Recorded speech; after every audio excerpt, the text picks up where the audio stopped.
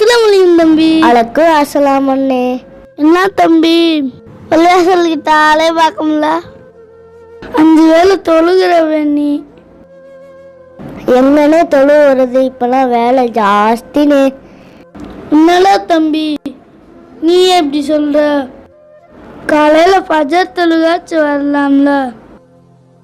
எங்கண்ணே night வேலை முடிச்சுட்டு லேட்டாக வரணும், காலையில் தூங்கிடுறேனே. லுகர் தொழுகையாச்சும் வரலாம்லப்பா? லுகர் தொழுக நேரத்தில் ஆஃபீஸ்லேருந்து வீட்டுக்கு வந்து சாப்பிட தானே நேரம் இருக்கு. பசருக்கு வரலாம்ல? அப்போ வேலை ஜாஸ்தியாக இருக்குண்ணே. மகளிப்புக்கு வரலாம்லப்பா? ஓவர் டைம் ஒர்க்கு பார்க்குறேனே. பைசா தொழுகையாச்சும் வரலாம்லப்பா? காலையிலேருந்து வேலை பார்த்து அசந்து போய் வருவேனே. அப்போ வீட்டில் போய் சாப்பிட்டு படுக்க தானே தோணும். அப்போ எப்படின்னே தொழுகிறது? தம்பி அண்ணே சொல்றேன் கோச்சுக்காத. 5 வேளை தொழுகிறதுக்கு காரணம் சொல்றியா தம்பி? 3 வேளை சாப்பிட நேரம் இருக்கா உனக்கு? சாப்பிடாம எப்படின்னு இருக்க முடியும் என்னன்னு? உள்ள நேரம் இருக்கு. அந்த உணவு கொடுத்த இறைவனை நினைக்க நேரம் இல்லையா? தினமும் குளிப்பியா?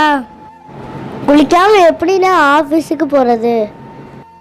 உனக்கு குளிச்சுட்டு நீட்டா ட்ரெஸ் பண்ண நேரம் இருக்கு. அந்த உடை கொடுத்த இறைவனை நினைக்க நேரம் இல்லையா? ஆஃபீஸில் தினமும் சிஸ்டத்தை பார்க்குற, தினமும் செல்ஃபோன் பார்க்குற, அதை பார்க்க உதவுற. கண் கொடுத்த இறைவனை நினைக்க நேரம் இல்லையா?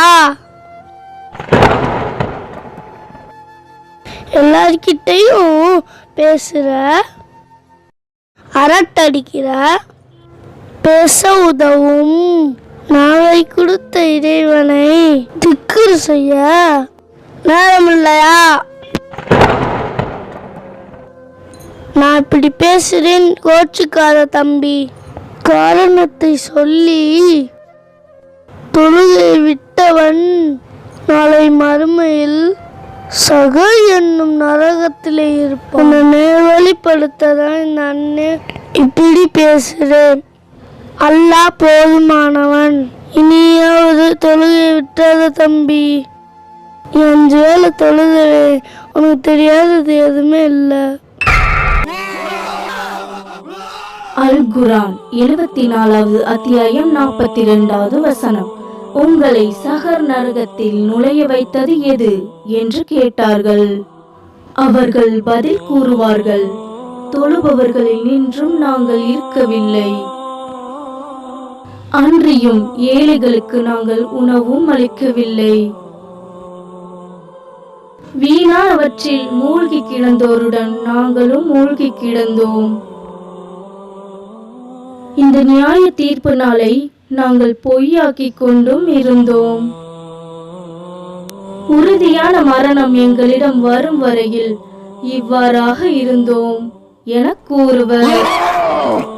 அண்ணே, நீங்க என்கிட்ட சொன்ன ஒவ்வொரு வார்த்தையும் என்ன அப்படியே அரைஞ்ச மாதிரி இருந்துச்சுன்னு. இன்ஷா அல்லாஹ் அடுத்த வேளை தொழுகளே நீங்க இந்த தம்பியை பாப்பீங்கண்ணே. இன்ஷா அல்லாஹ் தம்பி. உள்ளத்தை புரட்டக்கூடிய இறைவன் இனி உன் உள்ளத்தையும் என் உள்ளத்தையும் புரட்டாமல் இருக்க அல்லாஹ்விடம் துஆ பண்ணுவோம் தம்பி. இன்ஷா அல்லாஹ். மாஷா அல்லாஹ்.